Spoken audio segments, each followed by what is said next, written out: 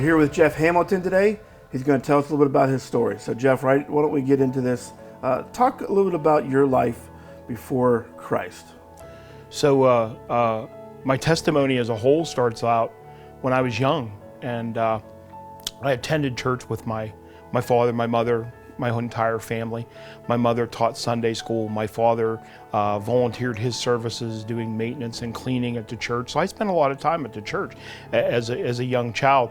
When I became a young teenager, there was an evangelist at our church, and he was wrapping up his night, and he was doing his altar call, and he had said, and I just remember this like it was yesterday, he had said, anybody that feels it, wherever you are, just put your hand in the air.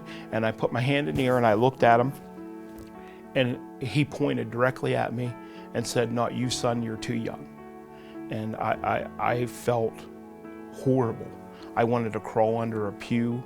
I felt like I was tricked, just deceived. I felt horrible.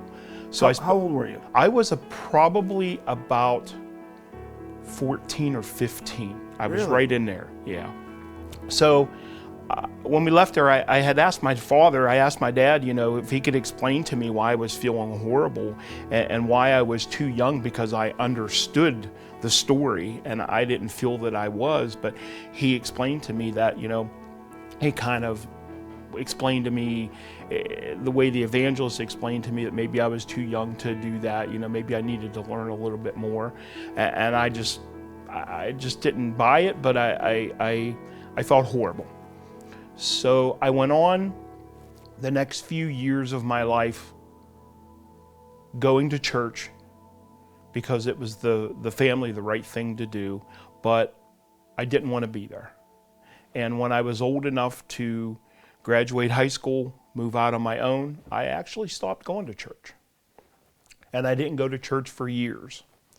And I always knew every day that God existed.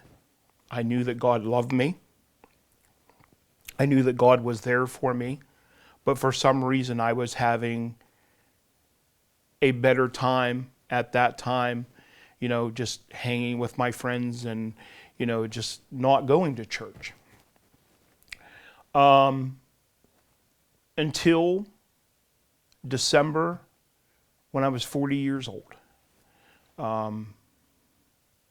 I experienced a mild heart attack. I went to my family doctor, who had been the year previously had been treating me for diabetes. And I went to him and I said, I don't feel right.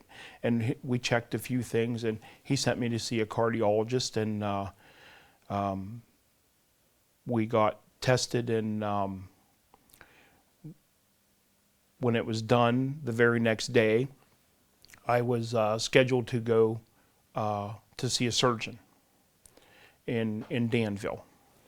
And we went out there, or I'm sorry, I need to back up a little bit.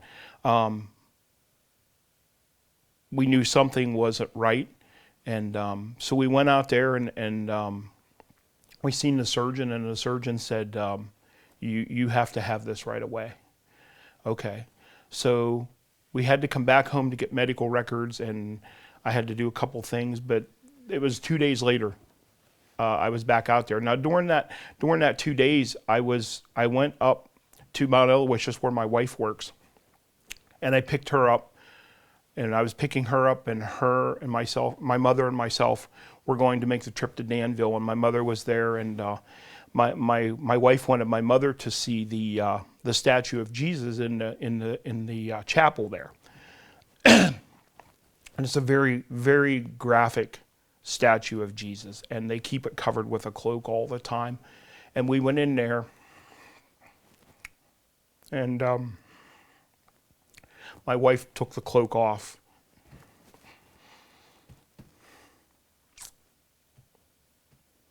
And I stood there.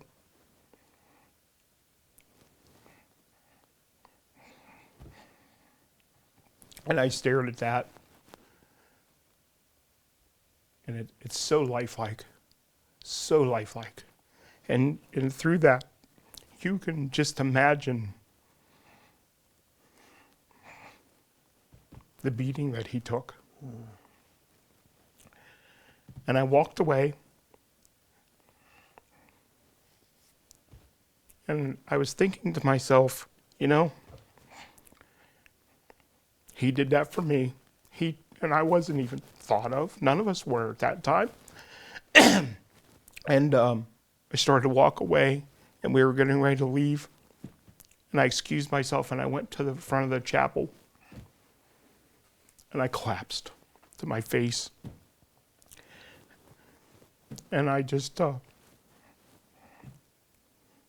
God I was so regretful for all the years that I walked away from him, and that I was going to totally turn my life over to him, and that I would be a follower and a servant from that day forward. And I walked out of there, and I felt so different, so different. I cried the whole way to Danville because I was just thinking, you know. And we got to Danville, and we got checked into where we were. And the next morning came, and they were prepping me for my surgery and stuff, and I was laying on the bed, and this was before they even gave me any goofy juice or anything, you know, to calm me down. And I felt so at ease, and I felt so relaxed. And I remember the anesthesiologist coming in, and a couple of nurses, and they were saying to me, "Boy, you're pretty light, outgoing, and pretty happy for, you know, what you're doing. You know, you're in good hands, but, you know, why are you like this?" And I said, I can feel him. He's here. And then after a little while, I was laying there, and they did give me a couple shots to relax me for a little bit, and he was there. He was, I told a nurse, and a nurse came and actually talked to me about it later. He was sitting on the foot of my bed. And then I went into surgery, and I came back out, and 8 hours later, they had me up and walking around, and I came home, and that was 17 years ago. And in those 17 years, when I go for my yearly physical with my cardiologist, he tells me every time, he says, "Jeff," he says, "I know you're a year older, but your heart is showing sign as it is a year younger every year." And I've had no issues. I've had no problems with my heart. Of course, I take a little bit better care of myself than I did, but I just don't have those issues. And so my biggest part of my testimony, or my story, is my heart disease was a blessing, because it is what got me turned and going the right direction. And I don't feel, I just feel that was the thing. That was it. That was what got me back to where I should be. Wow. So you initially were around 14 when some seeds were planted. Yeah. And even though in the rejection of that, seeds were planted, and not until you're approximately 40 that things took root. And it's interesting, there was no sermon preached, there was no altar call given per se. It was just, you recognized at that moment maybe what you had heard growing up, or what you heard even at that time when you were 14, that it became manifest in a sense right then and there in that chapel. Yeah, it was me and him. That's pretty powerful. Yeah, that was definitely the most life-shaking event ever in my life. It really, really was. It brought out every and any emotion that I could ever have, other than anger. I experienced every other emotion in that chapel at that moment. So Jeff, you've approximately 17 years ago, you say. Yeah. Now, in the last 17 years, I know you have been a servant. You love on people. You work with kids. And I don't know too many people that have a servant's heart to just be willing to give and serve Christ like you do. So talk a little bit about, if you can, and I know it's kind of tough because I'm asking you to talk about yourself, but talk a little bit about why do you do that? Why do you serve in the capacity that you do with such a great heart? Wow.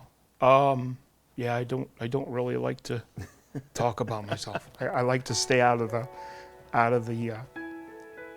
light. But I just, number one, it's my way of giving back. I spent so many years away that once I got in the right direction, I started thinking to myself, okay, how do I give back? How do I serve God? How am I a servant? What can I do? And then I thought, okay, I can do this. I can work with kids. I can teach them how to work with their hands. I can instruct them. I can teach them about God's love. Believe me, I am by no means a professional know-it-all on what's in the Bible. If you told me a verse and asked me where it was, 9 times out of 10, I'm not going to be able to tell you. Even though I do read it. If I don't have musical talents, I don't have any of those things. So what I do have is what I have, and that's being able to work with my hands and being able to talk to people. I talk to people on a daily basis through my work, and I can talk to people, and I can communicate with kids and try to show light on them. And then people in general, I just feel that if I can show them goodness and show them that the goodness I'm displaying to them is coming from my heart, that's coming from God, that means I'm doing what I'm supposed to be doing. Other than that, there isn't a day that goes by that I don't wake up anymore, and when I go to pray, I don't say anything, because I'm not going to say anything that God don't already know. And I just sit there and I say, God, I'm listening. What do you want me to do next? What do you want me to do today? And just talk to me. My heart is open, and point me in the direction you want me to go. Well, Jeff, I'll tell you what, I think that, today we've captured a little bit of your whole story as a testimony, but I want to tell you, you are a testimony of Jesus every day. What I hear about you and what I see in you, every day you are a testimony of Jesus. And I want you to know how much I appreciate that in all that you do, working with kids, working over town, and different things you do. I appreciate that. And I know God smiles when he sees what you're doing. So thank you for sharing for a few minutes today. Greatly appreciate this. I thank you so much. I appreciate it. And, I think at the end of the day, all I want is the day that I do meet him, I just want him to tell me I did a good job. Yeah, indeed. Indeed, brother. I think we all want that. Indeed, yep. Yep, thank you. Thanks for sharing, buddy. Mm-hmm. You're welcome, thank you.